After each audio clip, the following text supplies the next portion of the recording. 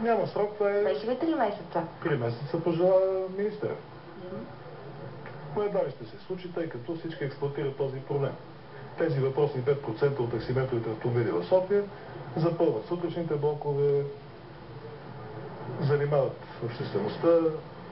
Този праг вече е въведен, примерно в Бургас, там е 1,10 лв., доколкото разбрах, на километър, така че едва ли ще се забавят много. Надяваме се. А според вас каква трябва да бъде тази пределна цена за километър пробег, господин Атанасов? Пределната цена на едно от събиранията в Столична община между заместник-кмета господин Любомир Христов и превозвачи се определи на 1,60 лв. След така може би 2-3 седмици министъра на транспорта спомена за тарифа 1,30 лв. Аз лично приемам и двете граници. 1,30 лв. и 1,60 лв. Нормална цена, която да бъде като таван. А мислите ли, че това ще ограничи броя на така наречените копърки и няма да ставаме свидетели на подобни случаи, които вие чухте преди малко? Ами това е идеята на закона. Точно с приемането на тази пределна цена да се реши веднъж за винаги проблема и да няма такива случаи като този, който преди малко видяхме. Вие организирате транспорта тук на една от... в които ценообразуването е абсолютно либерално. Фактът, че таксиметровите компании масово предоставят услуга далеч под тази, като цена далеч под тази, за която говорим, показва, че всъщност те имат едно чисто пазарно поведение. Това, което пазара може да приеме, техните разходи, нормата на печалба, която формират, показва цена далеч под тази.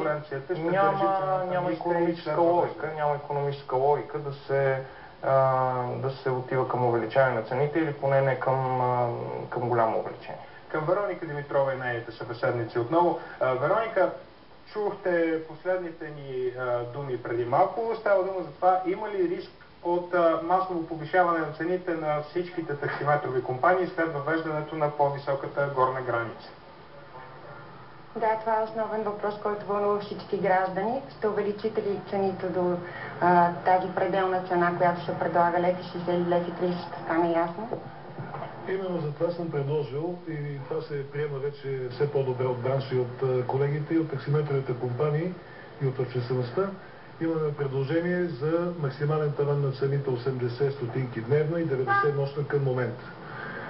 И при едно условие, че тези, които няма да спазват съотношението, което е поставено в наредбата, и горния праг на цените, да не могат да бъдат жълти. По този начин се решават всички проблеми и това може да бъде постигнато много елементарно. Наредбата се коригира с една заповед на министъра, въпрос на няколко дни, а не няколко години. Вие предлагате 80 стотинки за километър пробег. 90 нощна към днешна дата. Вие? Моето лично мнение е, че големите превозвачи, които оперират в София, ще вдигнат цената с не повече от 25%. Тези 25% е натрупано оскъпяване за последните 3-4 години, през които те не са вдигали цената. И мисля, че това ще бъде повишението. 20-25% не повече от настоящите тарифи.